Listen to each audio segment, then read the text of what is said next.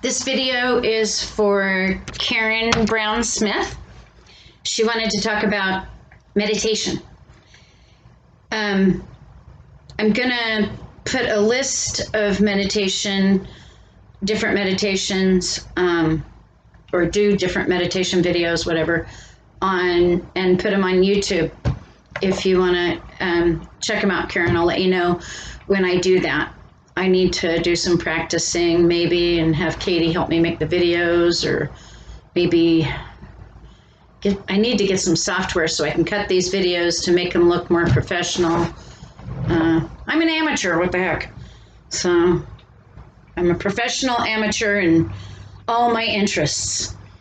Anyway, so meditation. My first meditation, I was going to say that my first meditation that I learned was Reiki, but then when I started to think about who introduced me to Reiki, I was like, oh, wait a minute, there's a whole story to that. So in 1992, I moved to St. George, Utah to be closer to my mom and dad, and who had just moved there from California as well. And I had moved to Vegas to be with my sister Becky, but I was having a hard time finding a decent job. And last call for alcohol, there wasn't any. And so, I was staying out at the bars or the casinos way too late at night, partying, and I needed to slow down as a single mom. Not that I drank that much. I did while I was there because that was what there was to do. But anyway, so I decided I need to mellow out. I need to be a better mom.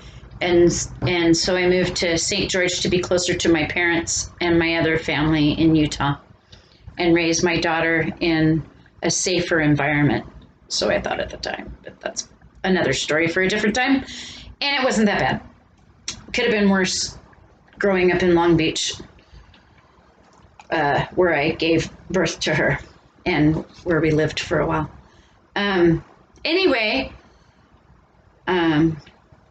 So we moved to St. George in 92, and in 93, I was able to get a mortgage for a condo, a little 2-bedroom condo for me and my daughter. I was a single mom at the time.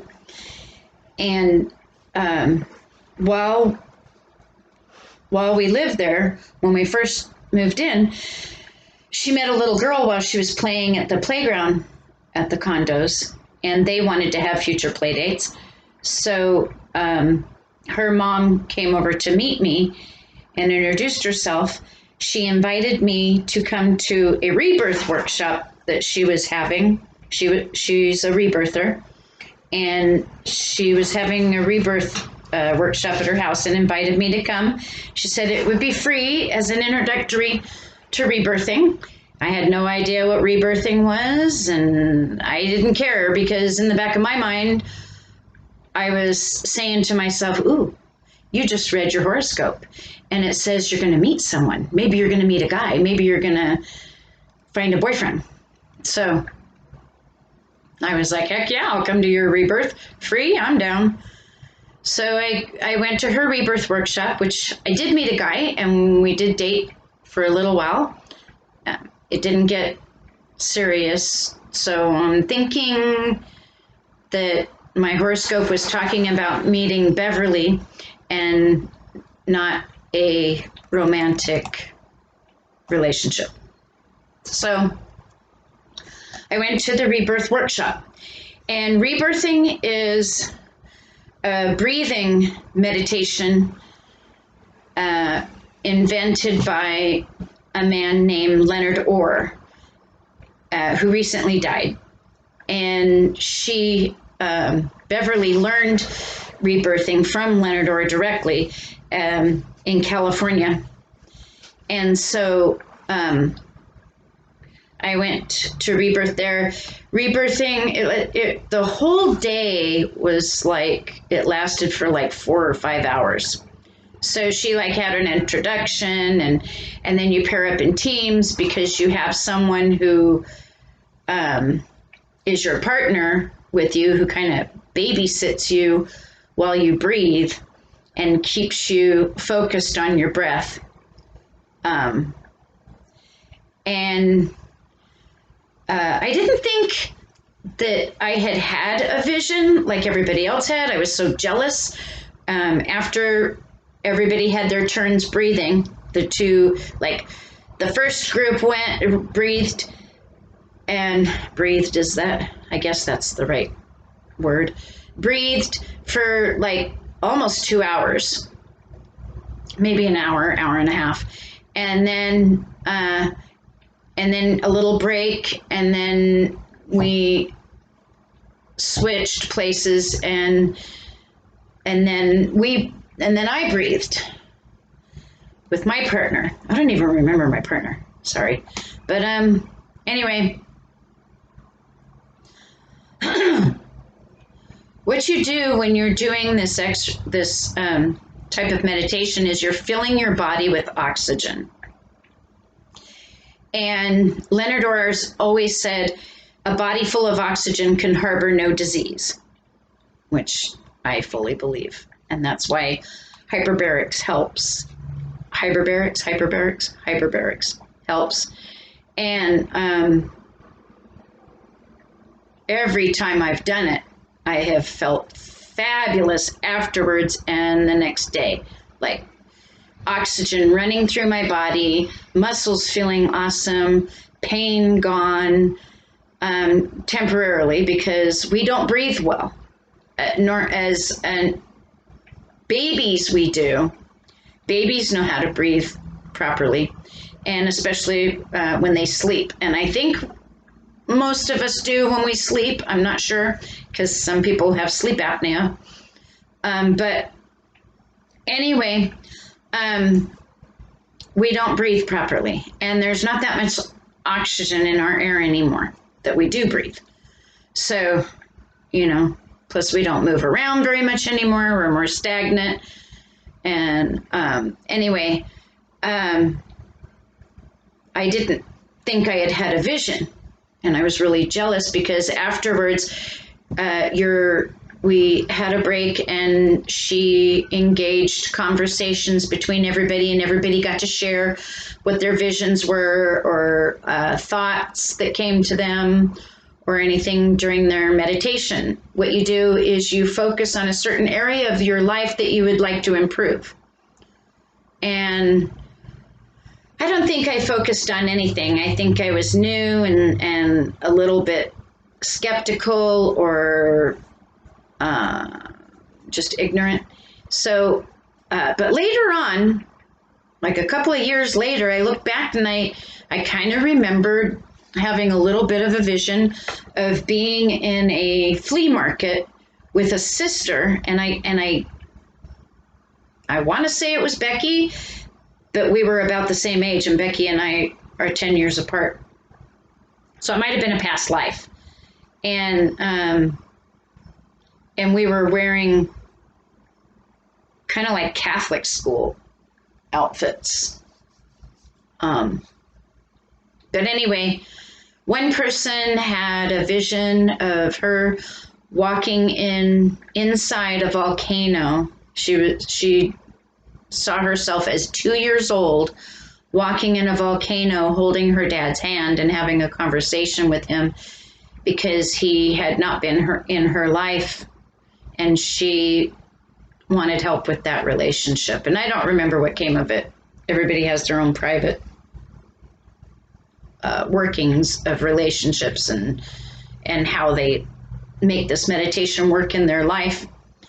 But so after that day, Beverly set up several other rebirths with me, either privately, one-on-one, where she helped me rebirth, or at other rebirth workshops. And I took my niece to one in Mesquite, Nevada.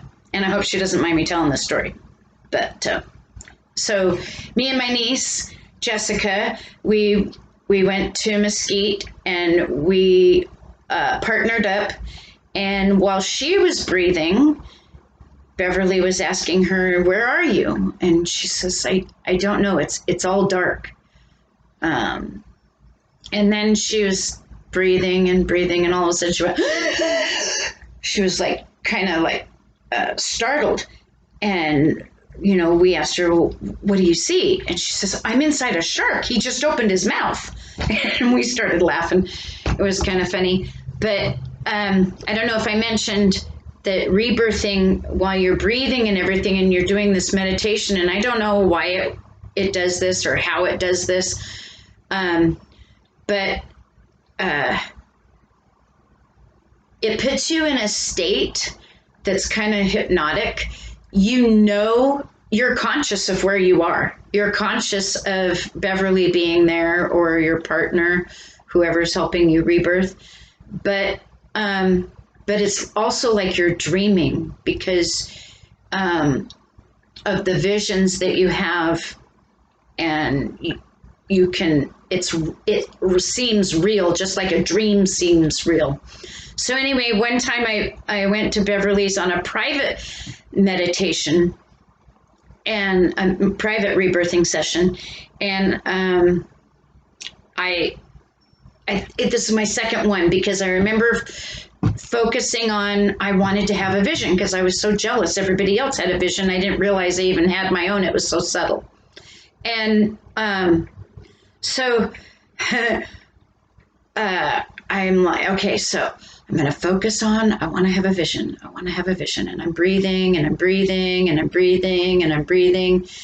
And you have to do a special breath, and I'm not going to tell you because it's not, I don't think you should do it on your own. People have had some pretty bad experiences, just like you would LSD trips or something, and you need someone there who knows what they're doing and knows how to guide you through it to get you out of it without you, like, I don't know, having a nervous breakdown or something. Anyway, so there I am. I want to have a vision. I want to have a vision. I want to have a vision. And all of a sudden, I see myself as a child, and I'm sitting at a very long wooden table inside a cabin, a one-room cabin, similar to Little House on the Prairie. And me and several other children are sitting around this table, and a woman standing in front of the table. She's dressed in, like, she looks like kind of like a pilgrim or a Quaker. She's got like one of those dark gray, almost black dresses on with a white apron and a little white hat or bonnet, whatever. And she says, she's going to serve us dinner or a meal or something, food.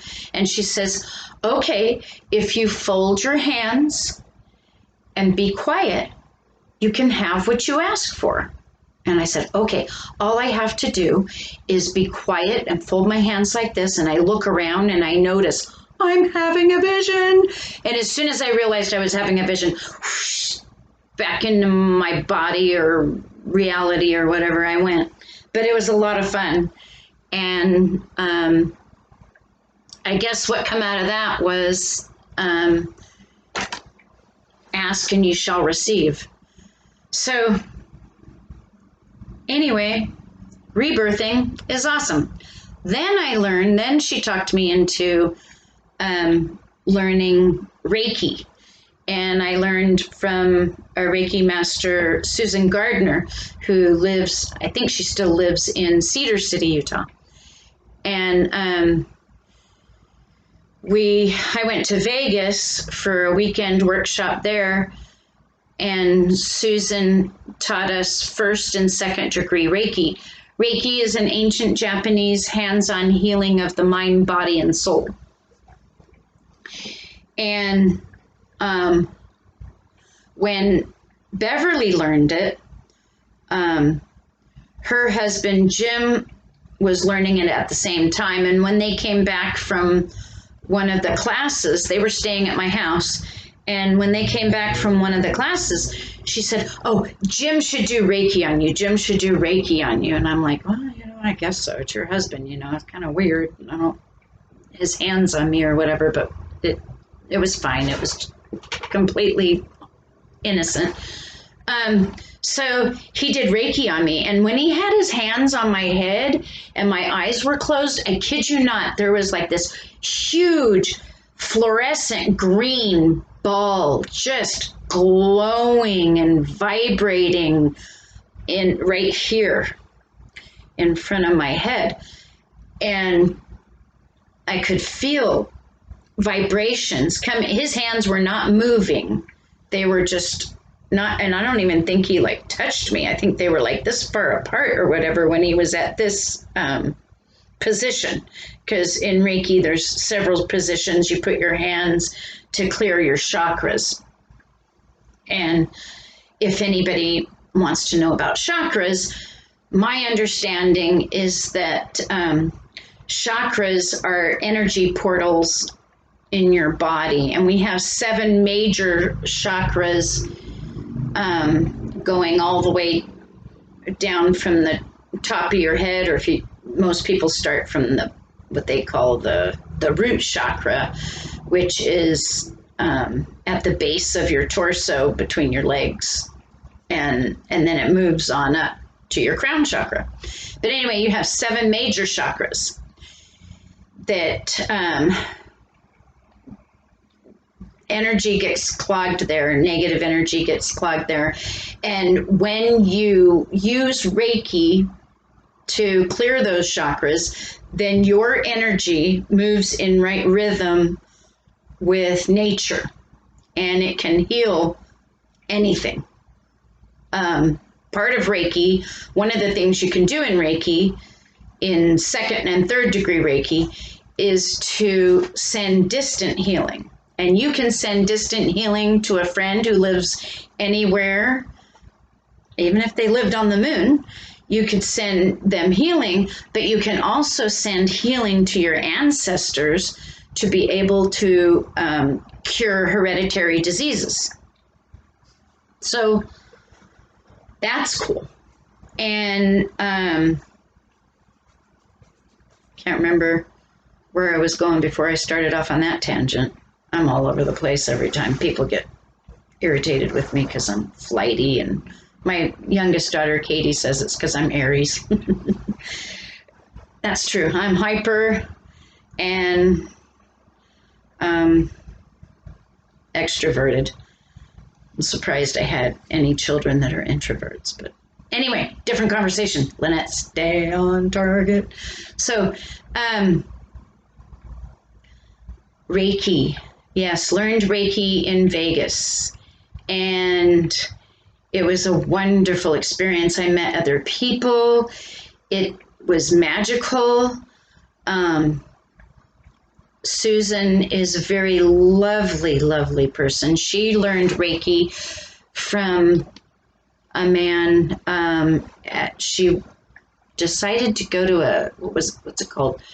7. I don't know. It was a mystery school. I don't know why the number 7 is like in the back of my mind, thinking it's in the name of that, but I think it was just called a mystery school. And so one of the classes, I think she got to pick 7 classes at the mystery school or whatever for a week.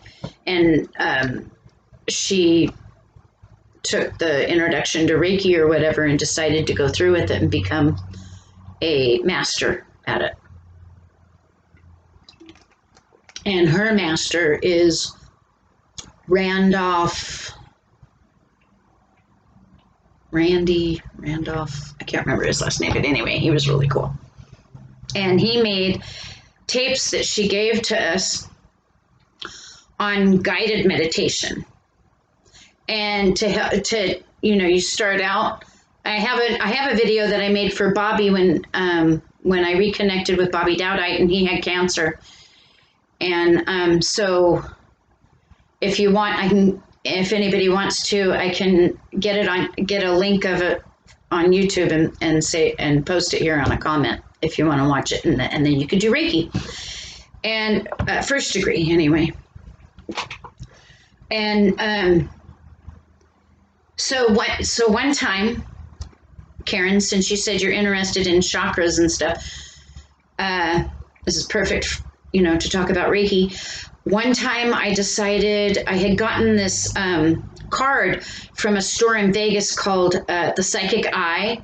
Oh, I wonder if they're still open. That's really a cool store. It's like way before Harry Potter, and you walk in there, you would feel like you were in Harry Potter's world if you go inside the store. It's awesome. And anyway, I got this card, and it show you, it's like a credit card laminated, and you put it in you can put it in your wallet or pocket, whatever, easy access. And it showed all the chakras, what the colors are, what the gems are that go with it, the sounds, and crystals that match each of the chakras. And I had some crystals, and so I went through all my crystals, and I decided I was going to do a Reiki meditation on myself, and I laid down and I put the right color, I don't have them all memorized, on my crown and third eye, throat, heart, and so on down.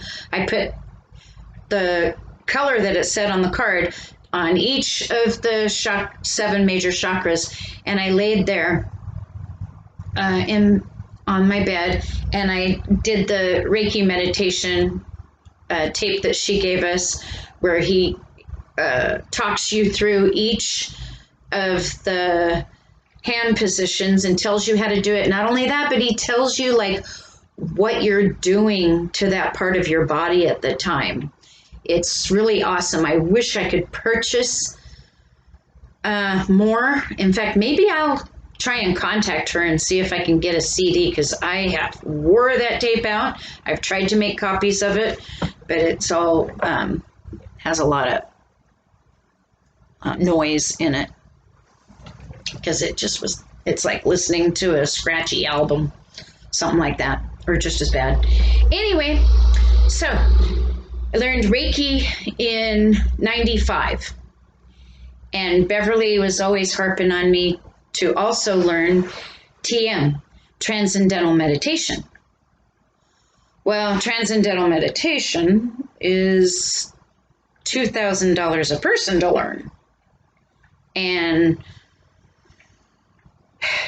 I didn't have that much money. And so I just always put it off. Well,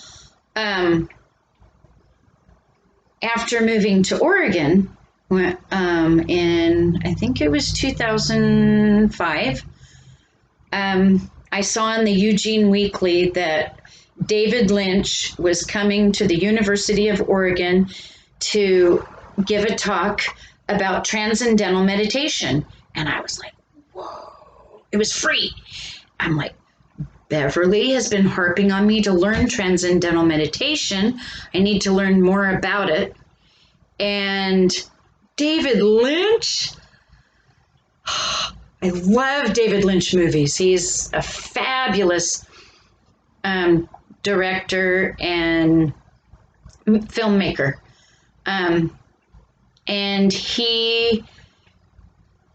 the night he was giving a talk, Scott told me I couldn't go.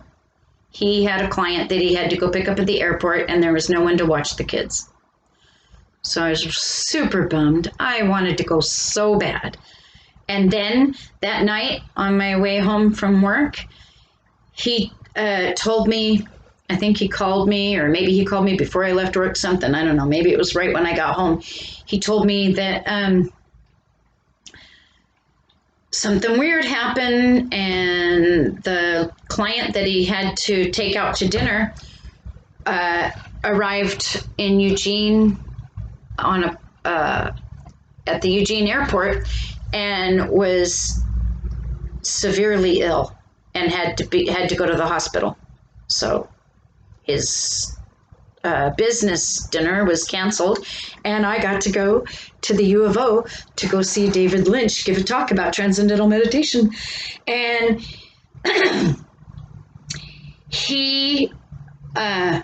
it was so packed that I think they had to overflow into 2 different rooms. And so I was in one of the overflow rooms, but he went into the other two rooms, bless his heart, to let someone ask him a question. And so before he went back to the main room for all the other questions. And then also during that talk, he talked about his introduction to Transcendental Meditation and how I don't even think 30 days after he started doing TM, his anger disappeared. And his ex-wife, who he was married to at the time, was like, "Who are you? Where's all your anger? You were always so angry and vile." And he didn't even realize that he wasn't getting upset and spouting off angry. And then he also had two doctors there. One is a physicist, quantum physicist, Dr. John Hagelin. He is in charge of the science, I want to say, or the physics department at a university, the Maharishi University in Fairfield, Iowa. And he was there. He also did his paper on the field that the quantum field that Einstein was working on. And then another doctor was there also to give his lecture of his expertise. He was, and it's Fred Travis, Dr. Fred Travis. He's a brain specialist. And when he came on, he had a guy come up on stage, and they put one of those caps on them where they hook you up all over, to the detector thing, and they showed what it looks like. They did the brain scan, I can't remember what that's called other than brain scan. And it showed all the needle movements in different colors of ink on the paper. And it showed what it looked like when he was sitting there just with the cap on and looking at the audience and not really interacting with the audience, but, conscious of seeing the audience, hearing Fred and whatever have you. And then he closed his eyes and you got to see the part of the brain scan that just almost flatlined and everything because his eyes were closed. So that part of his brain vision was turned off. And then Fred said something funny and the guy laughed, and it showed that, the little needle going. And then he asked him to start doing his meditation. Now, this kid had learned meditation as a kid and he was a young adult. And so he had been meditating for 10, 20 years.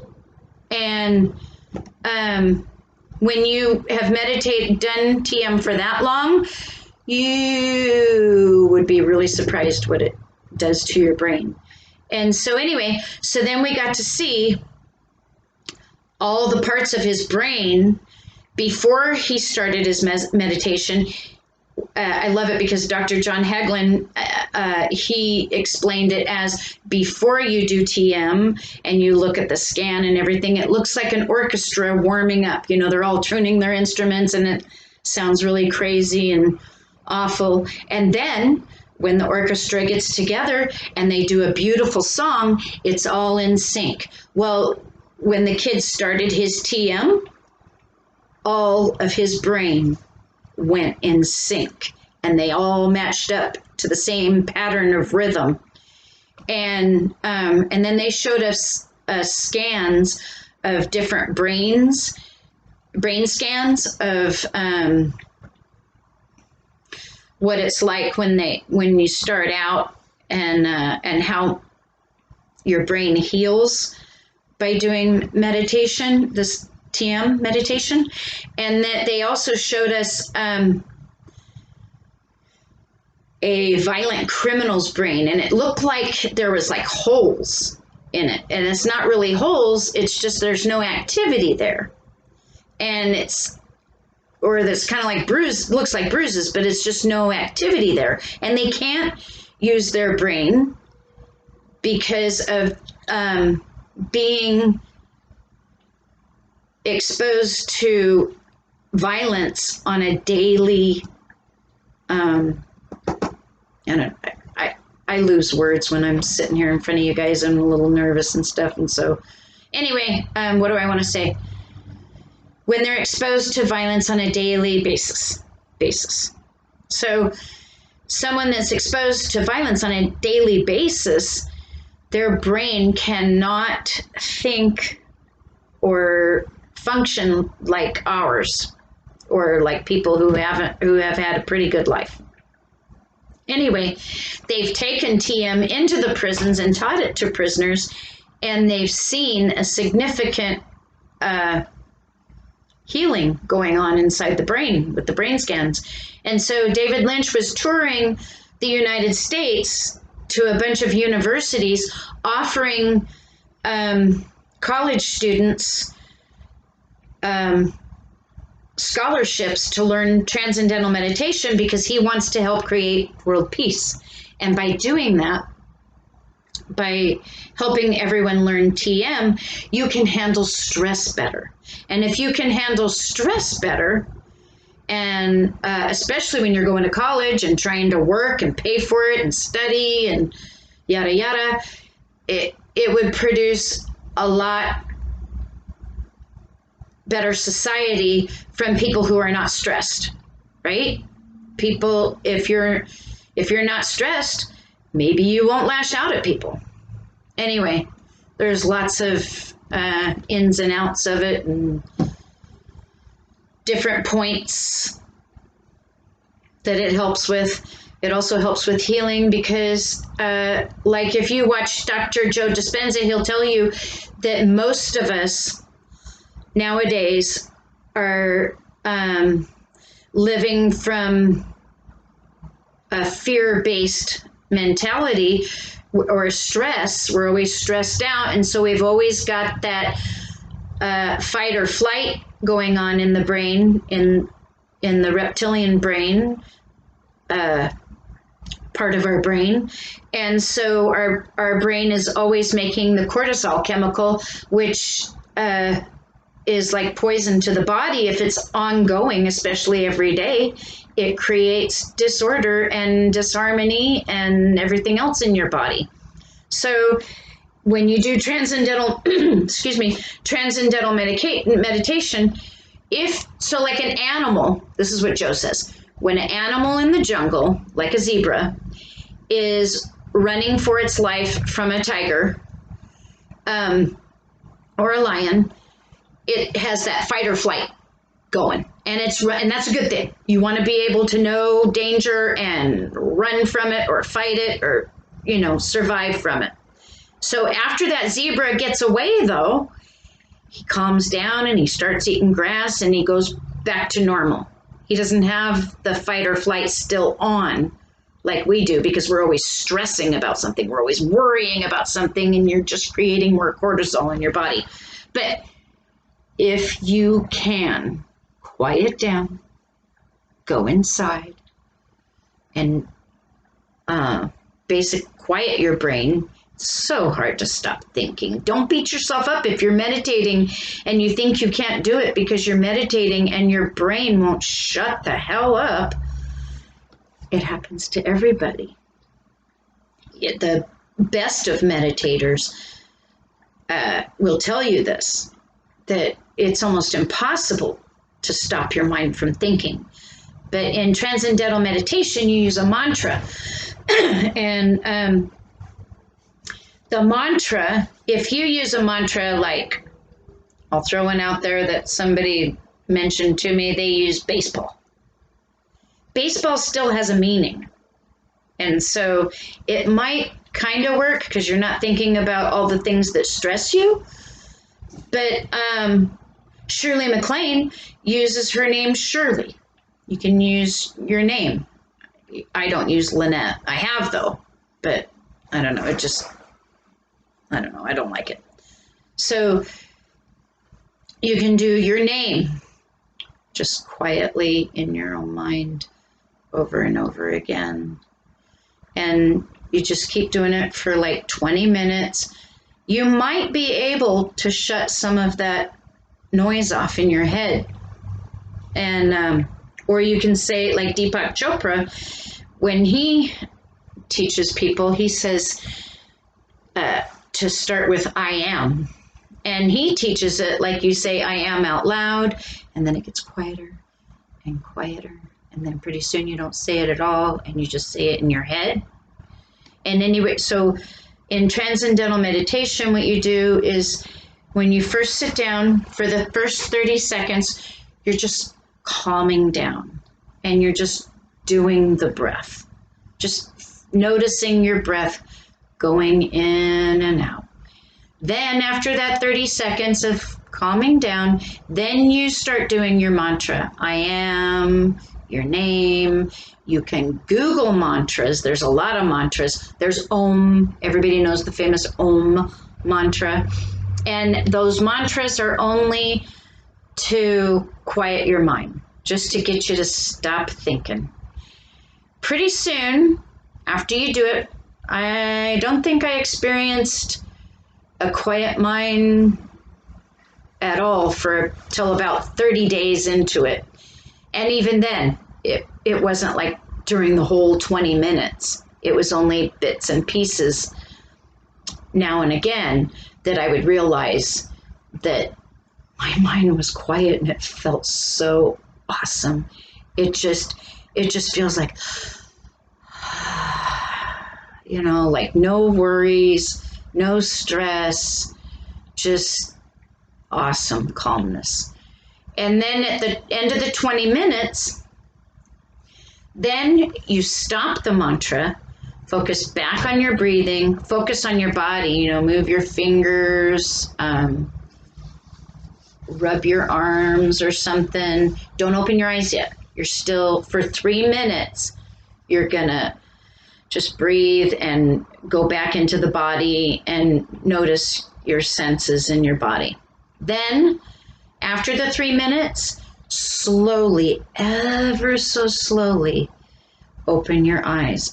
It's kind of hard for me because first it feels like they're suction cupped together, and I go, and then I'll close them again slightly, just so there's like this teeny line of light, and then I'll slowly open and open and open and open.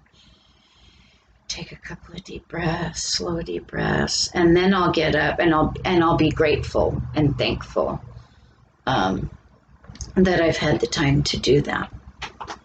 Well, I didn't mean to go into an explanation of TM, and we're already at a half hour. If you've turned it off, that's fine. If you're still with me, hi. Anyway, so then let's see, Transcendental Meditation. Then in college, I also I took a class with Verna, can't remember her last name, best meditation yoga teacher ever.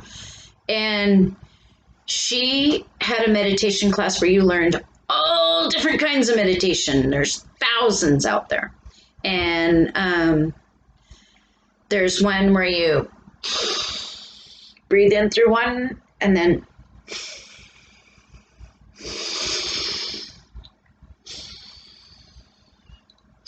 oh, whoops, I forgot to go there. And when you like breathe in deep, it's like air goes up through your nose and it kind of like massages your brain right here. Also, meditation, all kinds of meditation, especially TM and heart math, can reduce aging and reverse aging. So, yeah. And if you notice, if you drink a lot of water, which you should always do anyway, if you drink a lot of water, that helps the wrinkles kind of disappear too, because you're replenishing your body. Our bodies are made up mostly of water, so it makes sense. If you're dehydrated, you're going to look like a raisin. And like out on grapes, when they dehydrate, they turn wrinkly and turn into raisins. And if you just rehydrate yourself all the time, you're doing a really good service to your skin and your organs. So let's see, I took meditation class at LCC with Verna and Scott. My husband went there with me too.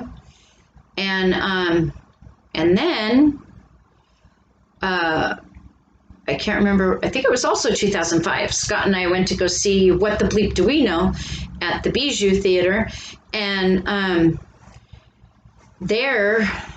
that movie introduced me to Joe Dispenza. And where did I hear about Greg Braden? Because he wasn't in that movie, was he? I don't know where I discovered Greg Braden from, but Greg Braden taught me heart math. Heart math is cool too. So heart math does a lot of healing, and it also does reverse aging. And so heart math is super easy. In fact, if you say you don't have time to meditate, do heart math for 20 seconds a day. 20 seconds. That's 1, 2, 3. Yeah, up to 20. Not very long. Not even a minute. What is it, a third of a minute? Yeah, third of a minute. And so what you do is you close your eyes and you relax.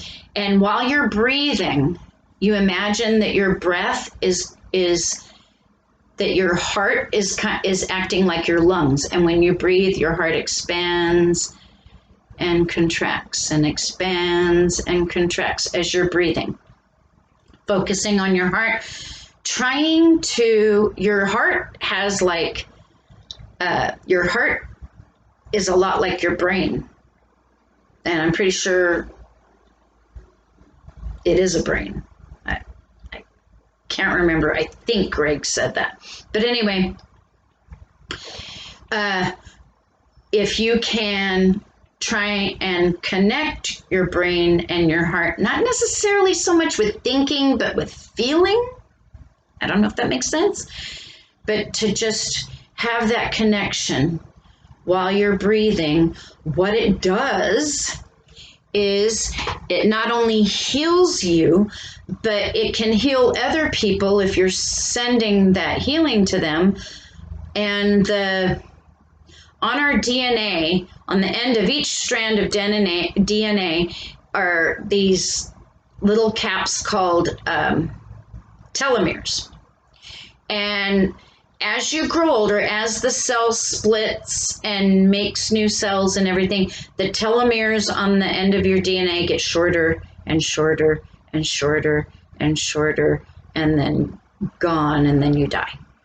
The older you get, the shorter they get, and when they're gone, you're gone. Well, your body is. And so they have actually had research of people that have done heart math, and they look at them before and after, and their telomeres are extended somewhat. A little bit here and there. I'm not saying it goes from like here to, woo, they're 20 years old again. But anyway, that's a little bit about meditation. If you want to know more about meditation, you can ask me, or if you want to know more about my experiences with meditation, I've had some really good ones. I will also try and remember to post a comment on here when I've made some meditation videos and posted them on Facebook. Thank you for watching. And I hope everybody's doing well. If you're not working and you are homebound, I love you. I love everyone anyway, but I love you, and I hope and I pray that you're okay and you're not freaking out and you're not stressed out. Just go in the moment. What is happening right now? Okay? Be in the now. If you are worried about the past, you're living in the past, you're in depression. If you're thinking about the future and you're anxious about it, you're having anxiety about the future, you're in anxiety, you're in anxiousness. If you are living in the now, in the present, right now, you can be calm, you can be grateful, and you can feel safe. It's okay. I love you, and yeah, I'm going to post this anyway, even though I'd love to edit out all of my imperfections, but it's who we are. We have imperfections, and we're all geniuses in our own right. That's another conversation. God, I could talk forever. Bye. Bye, Karen. I love you.